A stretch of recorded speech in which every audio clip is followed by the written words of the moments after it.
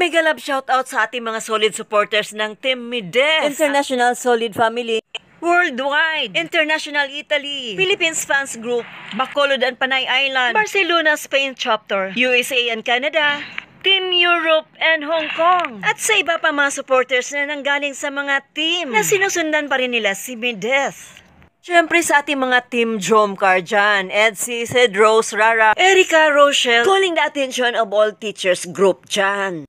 Isang mapagpalang araw sa inyo lahat, sang sulok man kayo ng mundo naroroon. Binabati ko si Ma'am Ana Rita Reyes ng Solid Mides International.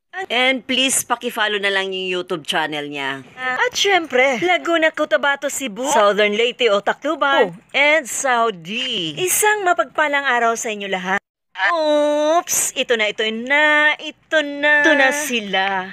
Ang ating official reactionist ng Team Mides na pinangungunahan ni Boss MG, si Marinduking Gala, PW Rams, Miko Lopez, My Vlogs, FMT Channel, at ang inyong lingkod, Egypta TV. Maraming salamat sa inyo lahat. Sana suportahan nyo kami. At sana sa mga viewers, huwag sana kayong maligaw ng landas.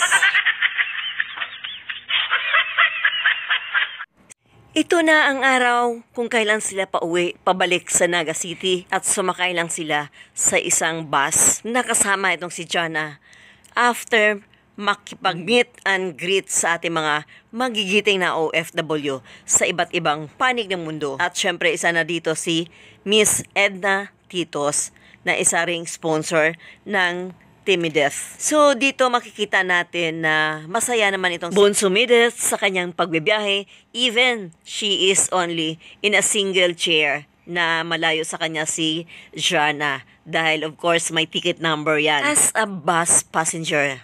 At habang ito'y nagbibiyahe ay hindi niya maiwasan na magkaroon siya ng live reaction sa mga bashers na lagi na lang nandyan sa kanyang tabi at hindi siya tinatantanan. At nakita natin o narinig natin kung paano siya lumaban dito sa mga bashers na wala nang ginawa kundi panay panlalait. Napaka-judgmental nila samantalang ang kanilang sariling amoy ay hindi man lang nila makita-kita. And hindi natin alam na meron din pala silang mga baho na itinatago. Pero of course, sumasabog na hindi nila alam kung anong meron sila dahil lumalaganap na ito around social media kung sino at anong meron sila ang kabulukang itinatago nila sa social media. Napanay na lang panilip laban kay Mides. Bawat kilos, bawat salita. Pero meron din palang ikinukubling kabulukan sa loob ng kanilang pagkatao. Susumabog na ang lahat. Ang bulok na itinatago, nagkukunyarian na bulag pipi at bingi. Kaya pala, may mas masangsang pa ang amoy dito sa taong ito. Kaya pakinggan natin ang pananalita ni Bonso Mides laban sa mga kaaway. Natagos sa kanilang kaisipan at pagkatao. Ng Nagoya, pwede reklamo yan kahit lokal yan sa Pinas, sobrang paninirang puri. Opo, pwede talaga yan. Tsaka hindi po kasi yan wala po kasi yan sa religion eh. Kahit ano pang religion mo, kung masama talaga ang tabas ng dila mo, ay masama talaga yan. Kahit ano pang religion mo, kung punong-puno ng anger, ng inggit,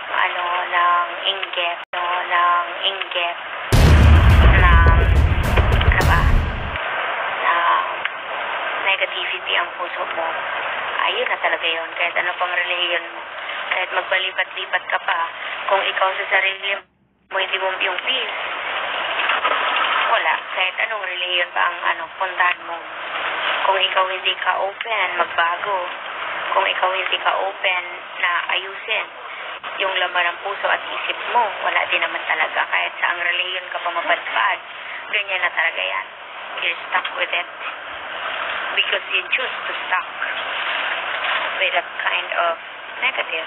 Mas malawak pa ang pangunawa ni Bonso at mas malaman kaysa ditong mga matatandang bashers na tumatandang paurong. Oh, sa mga pusong sawi dyan, huwag niyong gawin to. Hayaan mo na lumigaya sa iba. Sa mga single ladies dyan. Kung ang kabit mo ay dalawa, itago mo lang ang liligaya lang. Nice song. Kung Good kaayo niya kanta. na siya. Kung ang kabit mo ay dalawa, itago mo lang ang liligaya lang. Nice song. Kung Good kaayo niya kanta. na siya. Walang iiyak dyan ha. Mamaya maglalasing yan.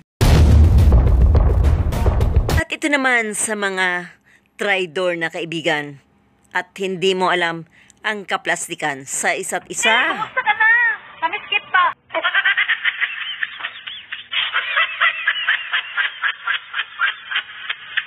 Namiss ko sa kajin. Sige, Mari, uy, may bilis ako doon sa may tindahan. Kala niyo talaga na namiss ko siya. Tapos ang agi. Class.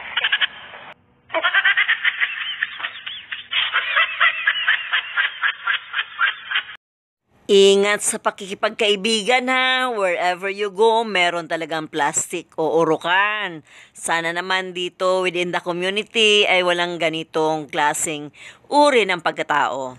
Mas gusto ko sa uri ng ating community ay walang urukan dito. Dapat nagkakaisa tayo. Walang backfighter. Tungkol sa napag-usapan kagabing change oil. Dapat magpa-change oil talaga kayo dahil baka ganito ang mangyari sa inyo.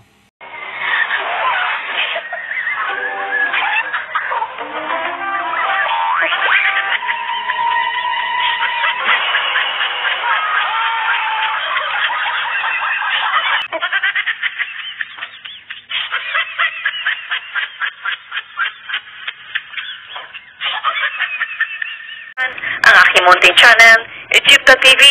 God bless you all.